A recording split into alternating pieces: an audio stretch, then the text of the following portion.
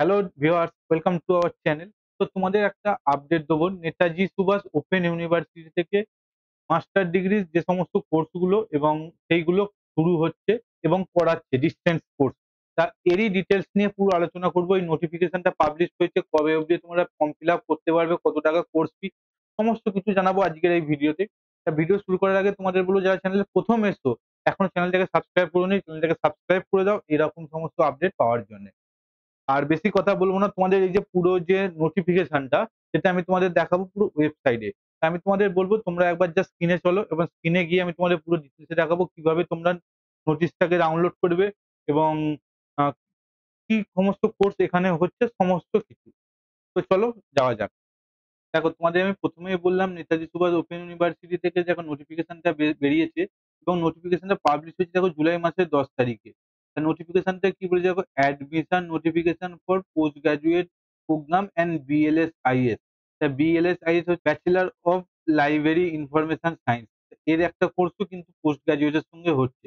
তা post graduate course কি কি আছে দেখো, MSc in mathematics, MSc in geology, MSc in geography, MSc in environmental science. এই সমস্ত কোর্সগুলো কিন্তু রয়েছে হচ্ছে এমএসসির মধ্যে। তা এরপর তোমাদের দেখো স্কুল অফ হিউম্যানিটি বা বিএড, এমএ কোর্সও কি কি রয়েছে সেইগুলো তোমাদের বলবো। তা এমএসসি ম্যাথামেটিক্স নিয়ে পড়তে গেলে তোমাদের কিন্তু অনার্স গ্র্যাজুয়েট হতে হবে ম্যাথামেটিক্সে এবং কোর্স কোর্স এবং স্পেসিফাই ইলেকটিভ থাকতে হবে। এবং জিওলজি নিয়ে করতে গেলে তোমাদের অনার্স গ্র্যাজুয়েট হতে হবে জিওলজিতে এবং তোমাদের জিওলজি কিন্তু ইকুইভ্যালেন্ট সাবজেক্ট হিসেবে থাকতে হবে। ঠিক একইভাবে এমএসসি জিওগ্রাফি যদি কেউ করতে চাও, তার জন্য কিন্তু অনার্স গ্র্যাজুয়েট হতে হবে জিওগ্রাফিতে এবং 10+2+3 এই যে মডেলে যে তোমাদের কিন্তু পাস করে থাকতে হবে এবং জিওগ্রাফি তোমাদের ইকুইভ্যালেন্ট সাবজেক্ট থাকতে হবে।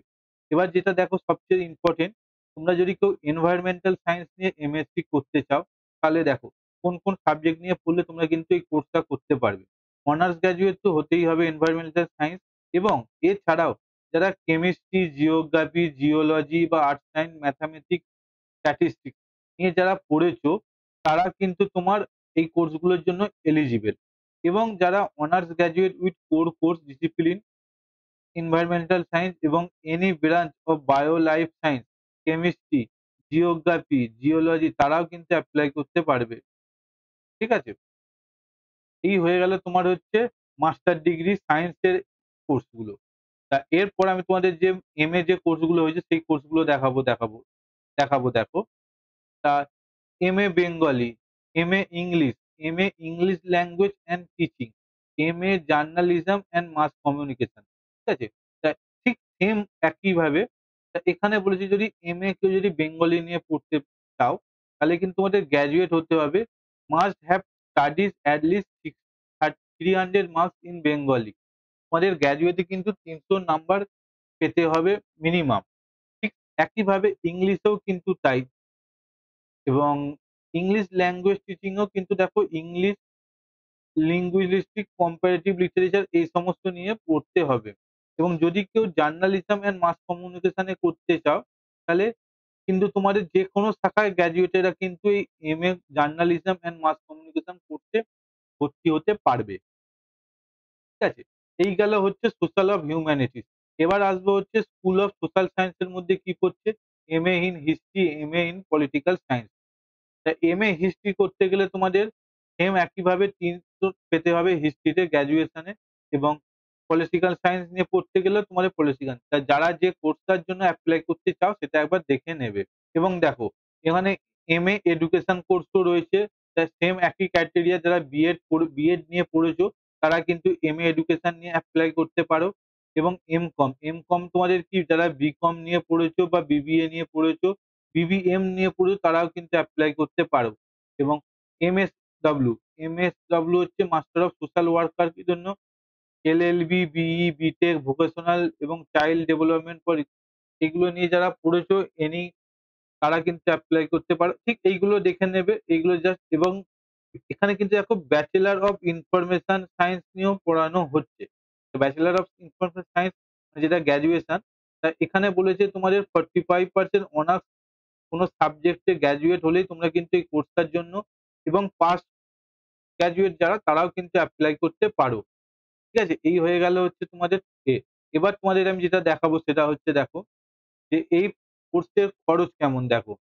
তোমাদের এই কোর্সের খরচ দেখো এখানে MA Bengali, English, political science, public administrative, education, economics এবং এম.কম এর জন্য টোটাল কিন্তু ৪,৫০০ টাকা খরচা।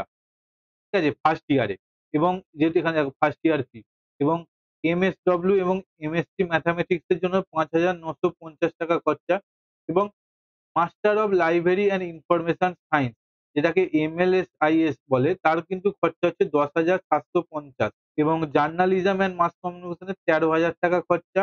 এমএসসি জিওলজি এবং জিওগ্রাফিতে কিন্তু ২৭৫ টাকা খরচা এবং বিএলএসআইএস এর জন্য খরচা হচ্ছে ৫,৭৫০ টাকা। ঠিক আছে? এই হয়ে গেল তোমার হচ্ছে কোর্স ফি। তা এখানে তোমরা একবার জাস্ট এইগুলো দেখে নেবে ফর্ম ফিল আপ করার সময় তোমাদের কি, কি দিতে হবে বা কত টাকা পে করতে হবে এবং যেটা একটা ইম্পোর্টেন্ট টপিক যে এর লাস্ট ডেট কবে দেখো। এর লাস্ট ডেটটা কবে সেটাও বলেছে। তা এর লাস্ট ডেট হচ্ছে দেখো ফর্ম ফিল আপ শুরু হয়েছে ১৫ তারিখ থেকে এবং আগস্টের ১২ তারিখ অবধি কিন্তু তোমরা ফর্ম ফিল আপ করতে পারবে এবং যে ডকুমেন্ট এর সঙ্গে যে ডকুমেন্ট লাগবে তার আপলোড করার টাইম হচ্ছে আপ টু ১৩ তারিখ অবধি। ১৫ তারিখ থেকে যে শুরু হবে সঙ্গে ১৩ তারিখ অবধি তোমরা আপলোড করতে পারবে এবং ফি জমা দেওয়ার লাস্ট ডেট হচ্ছে ১৪/৮। ১২ তারিখের পর দুদিন তোমরা হাতে টাইম পাবে ফর্ম ফিল আপ করে পেমেন্ট করার জন্যে। ব্যাংক চালান শুরু হচ্ছে ১৪ তারিখ অবধি কিন্তু টাইম পেয়ে যাবে। ঠিক আছে? আর তেমন কিছু ইম্পোর্টেন্ট নেই। তোমাদের এরপরও যদি কিছু ডাউট থাকে তা এখানে দেখো কাউন্সেলিং এর জন্য কিন্তু কাউন্সেলিং হবে। Counselling, admission, MSc geology, MSc geography, environmental science আগস্টের ২৫ তারিখ, ২৬ তারিখ এবং ২৭ তারিখ কিন্তু এদের কাউন্সেলিং হবে। ঠিক আছে? এবং যদি কিছু ডাউট থাকে তার জন্য এখানে বলেছে application are requested to regularly visit official admission website to the university. তো বন্ধুরা তোমরা দেখতে পেলে তোমাদের সমস্ত কিছু জানিয়ে দিলাম আজকের এই ভিডিওতে। এরপরেও যদি তোমাদের কোনো ডাউট থাকে তার নিচে স্ক্রিনে দেওয়া যে নাম্বারটা তোমাদের ভেসে আসছে সেই নাম্বারে তোমরা যোগাযোগ করো এবং যদি কোনো অসুবিধা হয় আমি তোমাদের যতটাখানি পারবো চেষ্টা করার চেষ্টা করব। প্রবলেম সলভ করার চেষ্টা করব। তো আজকের মতো এই পর্যন্তই। আবার দেখা হচ্ছে অন্য আরো একটা ভিডিওতে। তো আপাতত বাই, বাই।